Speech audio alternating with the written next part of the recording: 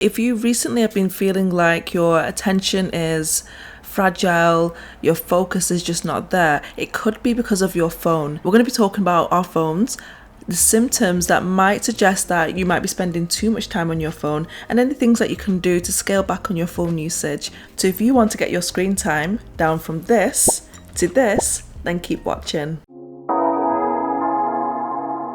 Hello everyone and welcome back to my channel. My name is Annie and this is The Elevation Edit, where we talk all things developing healthy habits, self-improvement and just becoming the best version of ourselves. If you've recently looked at your screen time, and if you haven't, I definitely recommend looking at your screen time, but look at your screen time, and if that screen time is above 2-3 hours, then this is the video for you. We are going to be talking about phone addiction, how to identify it, and then the things that we can do to scale back on our phone usage and just return back to the world and be a little bit more present with our friends, our family, and with our own progress and what we are trying to achieve in our lives. Our phones have become such a massive part of our lives, and I think it's about finding balance and what really works for us, which definitely isn't spending more than 3 hours a day on our phones.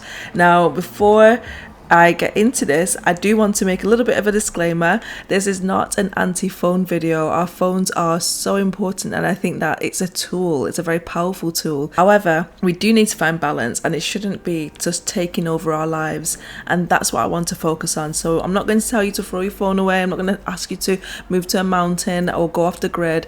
I'm going to be giving you some practical steps and just helping you to just reflect on your phone usage. Okay, so let's get into it. Let's talk the average person between the ages of 20 and 40, for example. And most of us without even trying will spend at least 6 or 7 hours a day on our phones. Just check out your screen time and you will be alarmed by the amount of time you spend on your phone every single day. Now, I'm definitely speaking from experience, and a few years ago I was definitely that person spending 6-7 hours a day on my phone, and it was particularly bad when I was off work. When I had time away from work, I would just spend my day scrolling through my phone and really not doing anything until I made a few realizations, and that's what I really want to share with you today. Now, just sit with that for a moment. 7 hours a day, it doesn't feel like 7 hours, but 7 hours, 7 full hours, that is almost an entire shift at work. For some of you, maybe it is an entire shift. Now imagine spending that entire time just on your phone every single day. And especially if you're not doing anything particularly productive, maybe you're just on entertainment apps. I think when I sat down and I really thought about the numbers, it just hit me like a wave. I was like, oh my goodness, I am spending literally almost half of my day, I'm spending it on this phone. And normally the reason why it doesn't feel like 7 hours is because it comes in pockets of time. So it'll be a quick look here, a quick check there, quick 10 minutes looking at this, watching this video for 10 minutes. So it doesn't necessarily feel like 7 hours throughout the day. It's not like we literally just sit and then we open our phone up and then we just hit a timer, right, 7 hours, and then we start scrolling and watching videos 7 hours. It doesn't work that way. It's pockets of time throughout the day. But when you compound that and you put it together, it's 7 hours, 7 good hours, maybe more for some of you, maybe a little bit less, but still too much time. Let's do a little bit of maths here. 7 hours a day, let's just say it's 7 hours. 7 hours a day is 49 hours a week. 49 hours becomes 2,548 hours a year. And 2,548 hours a year is equal to 106 days. Now, when you think about that, 100 out of the 365 days that we have in a year, 106 of them are spent on a phone. Just think about that. And that's for a screen time of around 7 hours. Imagine if it was more than that, then the numbers are even crazier. Now let's stretch that over 2 decades. So we're saying from someone who is 20 to the age of 40. 106 days multiplied by 20 is 2,120 days. 2,120 days scrolling. And then if we divide that by 365 days, that will equal almost 6 years.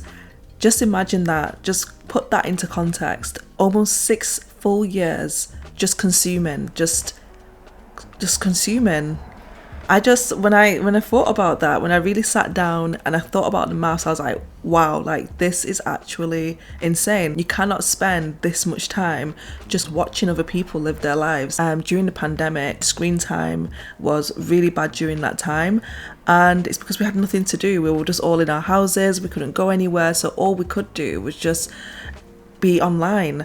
And I think in some ways it was definitely a very nice thing to have, that we're still able to be connected with our friends and families and with the rest of the world. But definitely I think after the pandemic, it's now just become part and parcel of our lives, and we've now become so accustomed to just spending so much of our lives and so much of our day on these little rectangles that we're just not even engaging with the world anymore. So I wanted to talk about why we are glued to our phones. Now, it's not that we want to, it's just become just a thing that we do. You just pick your phone up. A lot of the time we just grab it because our brain has now been trained to just pick it up. Even when you don't have a notification, there's nothing that you're particularly doing on the phone. Our phones are literally designed to be addictive. They are designed in a way that makes us feel like we must pick it up, we must be using it at all times. And it's all centered around the hormone dopamine. Our phones are built around dopamine, which makes us always want to go back for more.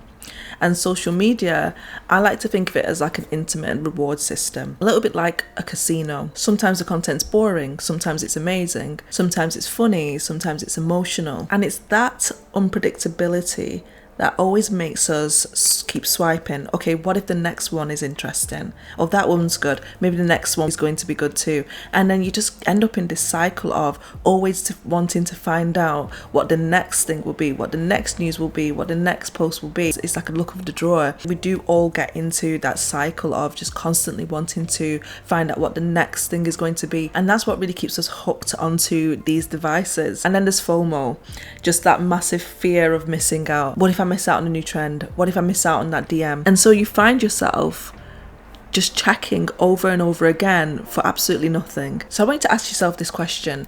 Have you ever picked up your phone and then forgotten why you picked up that phone? That might be a sign that you might be chronically on your phone and using it a little bit too much. So I wanted to touch on the physical effects, because I think the physical effects are definitely largely ignored, and I think we don't even realize that we're starting to be affected physically by our phones. I think we've all definitely sort of been in a situation where we've had a migraine, or we've had like a sore back, or like maybe our fingers start to hurt, and it's because we're just literally just chronically on our phone. We're not even giving our bodies a rest. We're not stretching, we're not doing anything, maybe just even going on a walk just to stretch our bodies. I saw this picture ages ago, and it was showing how humans might look in the next, I don't know, 100 years time or something. And it was just this person, literally eyes were all looking punched in, neck was in a funny position, shoulders all hunched over, back hunched, the fingers were crooked like this. And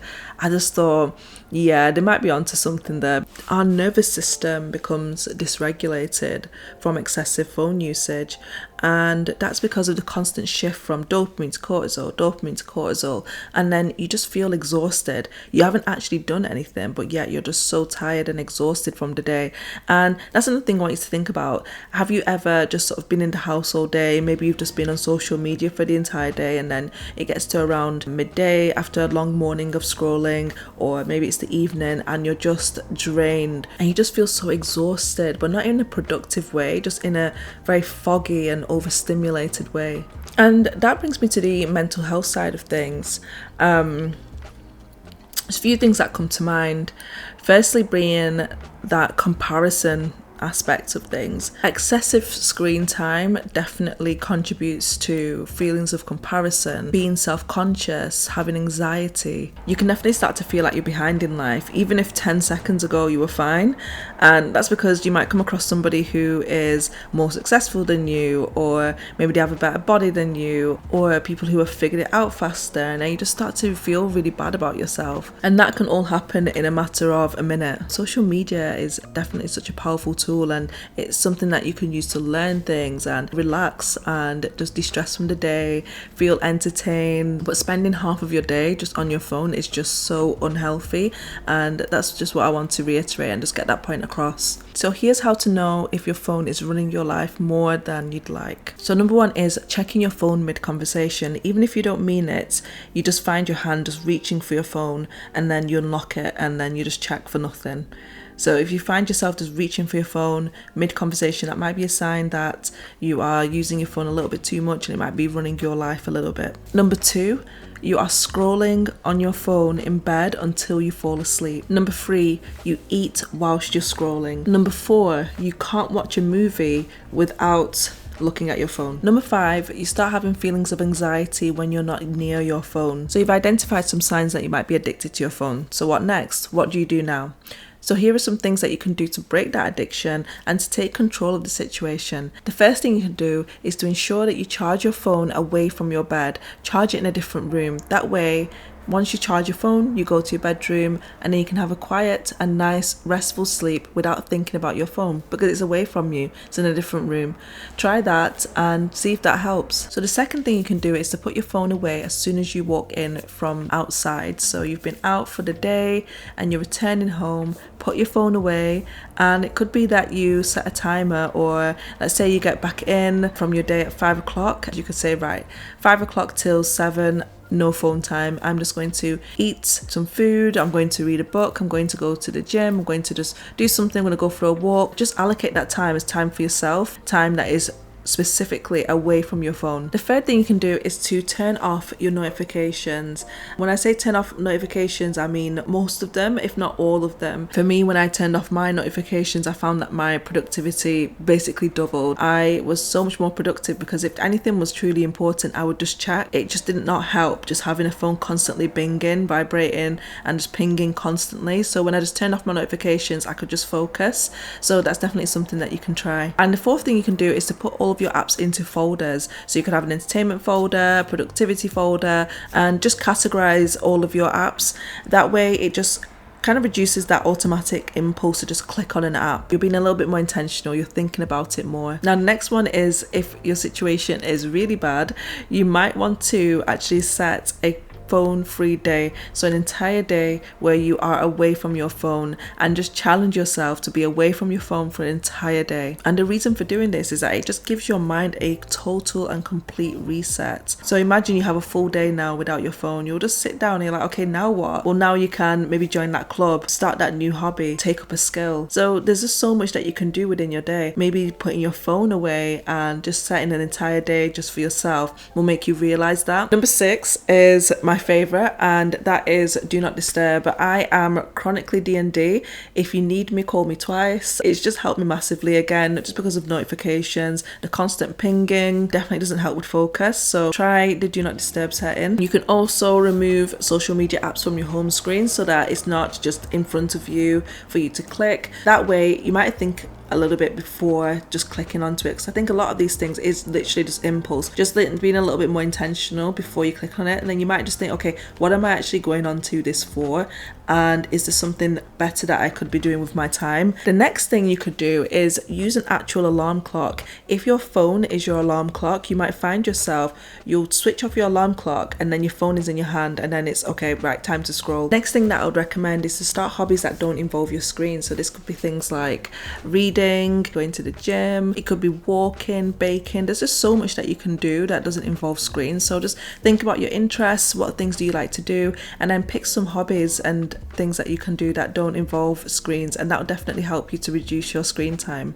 The next thing that I would definitely recommend is to utilize some of the Apple features. I actually have a video that I have made previously. I'm going to link it in the description below, where I did talk about this in a little bit more detail, and I did show how I was able to just set some of these app limits, so you can definitely check that out.